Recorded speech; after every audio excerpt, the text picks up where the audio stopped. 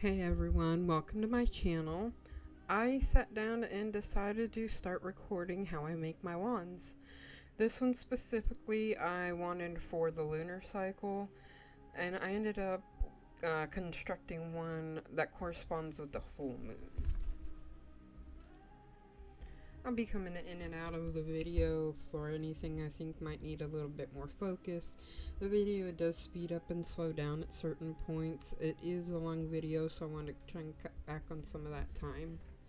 In the sky, pale and cold, you watch me weep. Dripping light on thorn-clad vines where midnight secrets sleep.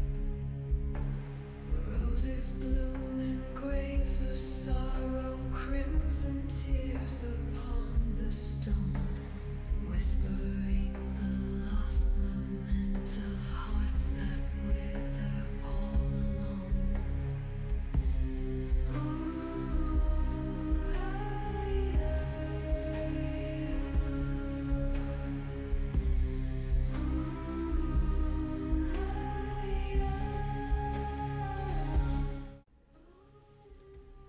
I do like to cleanse the objects that I'm using, whether I bought them, whether I found them in nature. For instance, a stick I found at a friend's house. Some of the crystals were bought, others were found. Strings, obviously store-bought. You never really know who's touched what, so I find the best practice is always to cleanse what I'm working with. Sometimes I'll do the individual pieces beforehand, and sometimes I'll just do the whole finished product at the end. Now, this resin that I'm using here is not organic. I am looking into some different organic ones, but we'll see where that leads.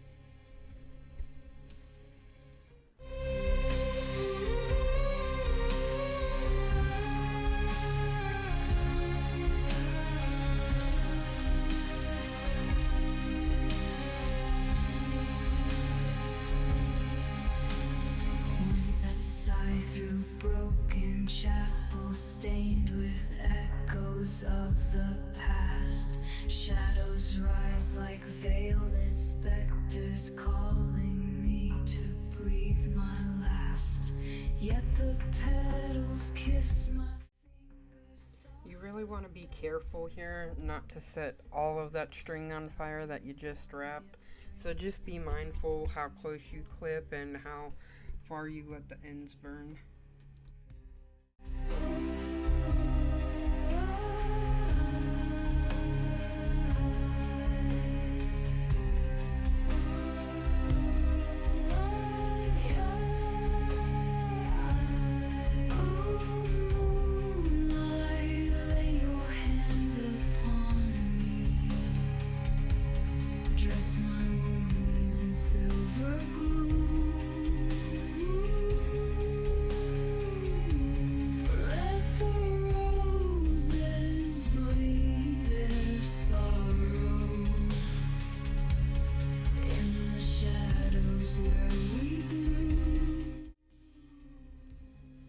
This is another spot that you want to be careful when you clip these metal ends in. You definitely want to make sure you tuck that edge so that it doesn't cut you or get stuck on anything.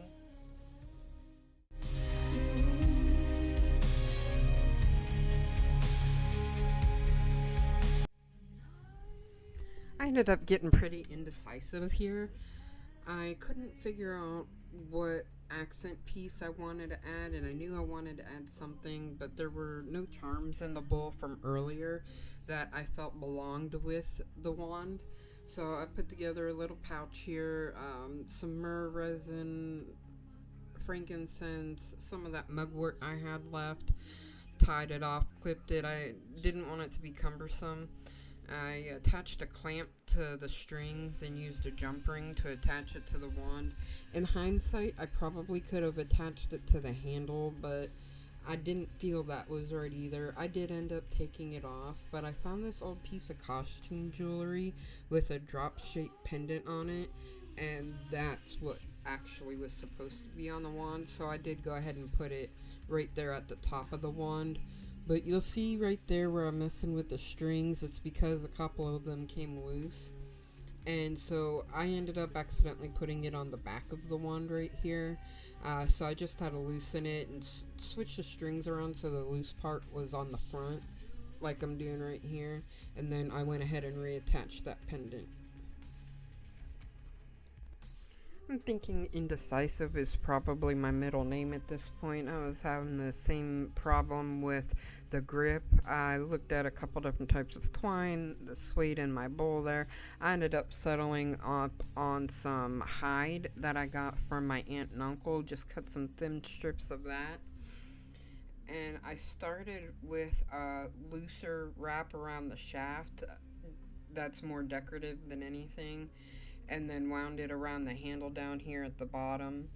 I must have done this 5 or 6 different ways. I just was not happy with how the handle was coming out. But eventually I did get it. Shadows know my name. In the hush of dying embers, I am nothing. I am you.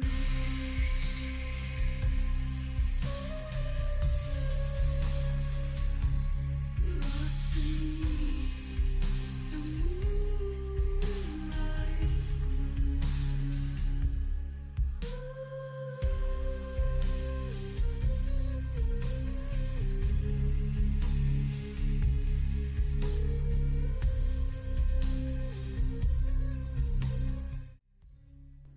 And here's the finished piece, my full moon wand.